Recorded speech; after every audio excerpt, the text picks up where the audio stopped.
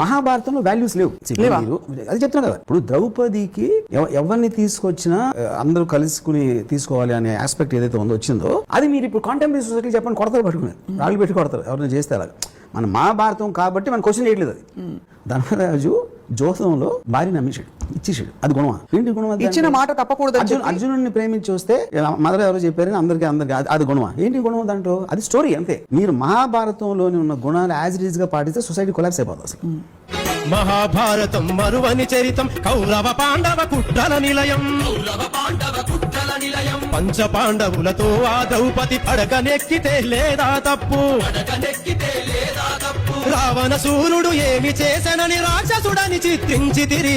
రావణ సూర్యుడు ఏమి చేసనని రాక్షసుడని చిత్రించితిరి.